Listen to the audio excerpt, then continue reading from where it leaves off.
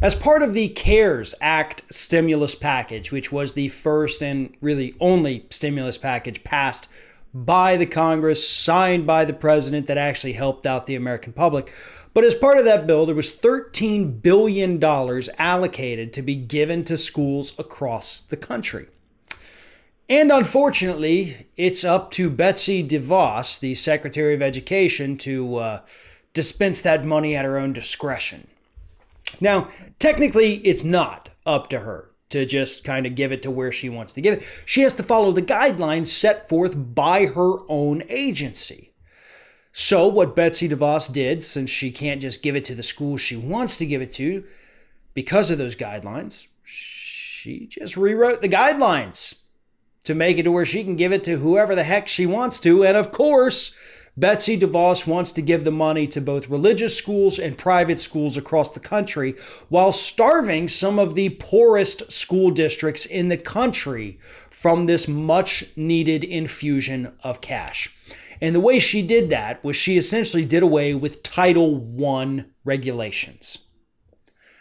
Title I, for anybody who's not familiar with it, a Title I school is a school that has X amount of low-income students. That is where a lot of federal money is directed, right? Because you got to help these schools because they have low-income students.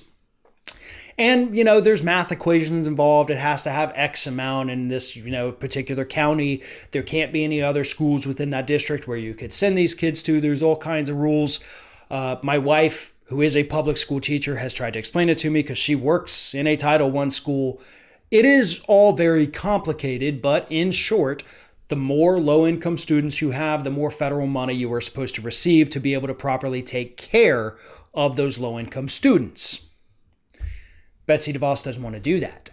So with this $13 billion, instead of counting the number of low-income students at a school, Betsy DeVos said, well, what if we just count all the students at the school? So if you just have more students, you get more money. And I'm going to go ahead and extend that to private schools and religious schools too, even though they're not supposed to get anything. I'm going to go ahead and include them in it too. So what's going to happen is you're going to have schools, well-to-do schools here through the United States, private schools that aren't hurting for money, religious institutions that the Constitution pretty much tells us you can't take federal funds because that would be the United States government propping up a particular religion. And they're going to get the money because that's what Betsy DeVos wants to do. This is intentionally hurting low-income students across the United States. We have talked about Betsy DeVos's past, her investments in charter schools across the country. She's friends with the people that own these private schools and the religious schools and all of that. But that's not even necessarily what this is about right now. I mean, yes, that plays a role in it, don't get me wrong. But what this is about is once again a Republican launching a war for no reason at all against low-income American citizens. That's what this is. This was a sudden infusion of cash for these schools that they were not expecting. They know what their budget is every year. They know what their budget's going to be for the coming year. They have to fight like hell to get that Title I funding. Sometimes it's late. A lot of times it's late. Because that comes from federal to state to local to county.